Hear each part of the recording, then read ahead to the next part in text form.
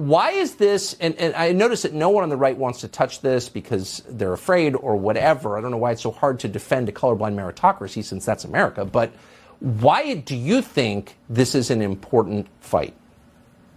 Look, it's important for so many reasons, but the first of them, even from my own experiences at some of those elite institutions, Tucker, is that affirmative action simply does not work to even help the very people it's supposed to help.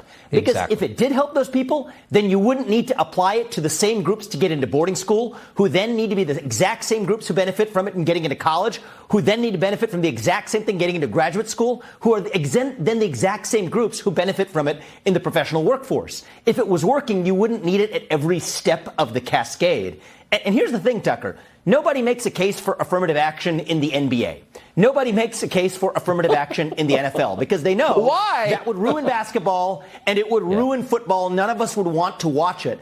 Why do we think it's any different when it comes to science or engineering? And I will tell you from my experience in the classroom or otherwise, I think that that's exactly what's happening in our culture is we have an assault on meritocracy and an assault on excellence. And I think that's an assault on the American soul. We need to put the merit back in America. It's probably why most legal immigrants actually legally come to this country. It's why my parents came here. And we're at risk of losing it unless we end affirmative action, which I think the Supreme Court has an opportunity to do right now.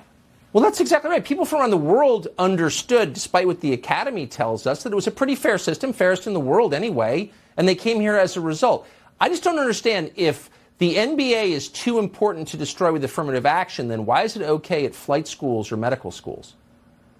It makes zero sense, Tucker. Now, let's take the best counterargument from the other side, especially in the Harvard context, right? Because that's the case before the Supreme Court. What opponents will say is that they allow legacy admissions, so how come you're just against affirmative action on the basis of race? You know what my response to that is? Great, let's get rid of both of them. Let's go back to merit. And if you want to get rid of legacy admissions, I'll take that trade. My kid doesn't need a leg up to get into Harvard just because I went there. Leave it to the best playing field. May the best succeed. May the most academically successful succeed. May the most athletic succeed. That's America. That's what we need to revive. And conservatives actually need to be more bold about making that claim. That's what I would say. They certainly do, because it really is a foundational concept. If we're not all equal as citizens, then what's the point?